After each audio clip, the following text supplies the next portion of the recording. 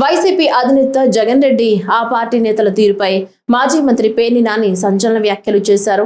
రాజకీయాల్లో నిబద్ధత, ఇంగితం చాలా ముఖ్యమని, కానీ ఇప్పుడు జరుగుతున్న కొన్ని ధర్నాలు చూస్తుంటే ప్రజలు నవ్వుకుంటున్నారని అన్నారు.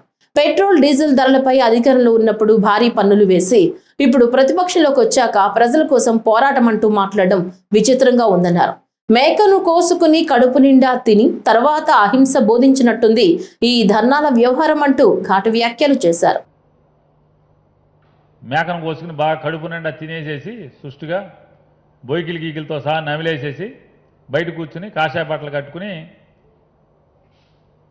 అహింస బోధిస్తున్నట్టు పరిస్థితిలో ఆయన సూక్తి ముక్తావాలు చెప్తున్నట్టు ధర్నాలు చేస్తాడు. అసలు ఒక రాజకీయాల్లో ఒక నిబద్ధత ఉండాలి.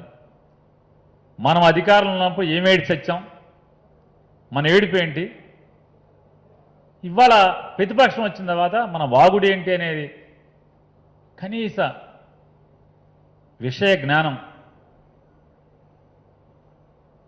ఇంగితం,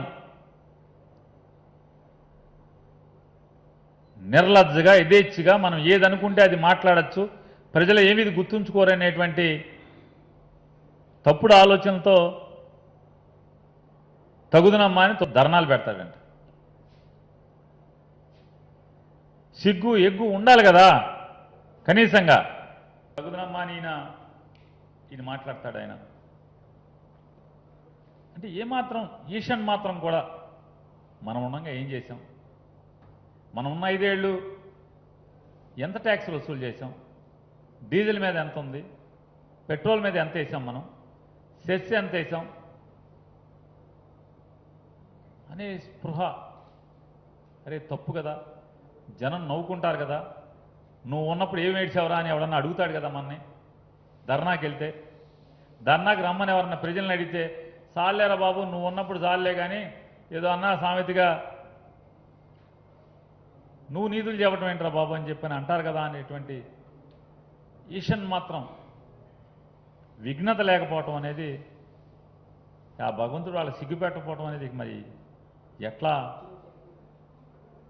వారి రాజకీయాలు ఎవరు నేర్పారో కానీ ఈ స్థాయిలో దిగజారి వారున్నప్పుడు మాత్రం ఇదే పన్నులు ఇదే సెస్సులు ఉన్నాయి, అప్పుడు మనకేం సిగ్గు అనిపించలా.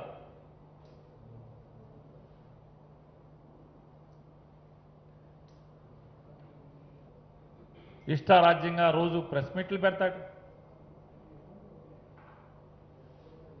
మాట్లాడే దాంట్లో ఇంత కూడా విలువలు పాటించే పరిస్థితి లేదు. రాజకీయ నిబద్ధత ఉండదు. నిన్నేం జరిగింది, నేను పరిపాలించినప్పుడు, నేను ఏలినప్పుడు, నేను ముఖ్యమంత్రిగా ఉన్నప్పుడు నేనేం చేశానటువంటి ఆలోచన అంటే జ్ఞానం కూడా అనుకున్నా. సరే నేను ఇది చేశాను కదా, ఇవాళ ఇది మాట్లాడకూడదు కదా అనేటువంటి నిబద్ధత లేకుండా గొప్ప నటుడిగా ఆయన మనకి రోజు హావభావాలు ప్రదర్శిస్తూ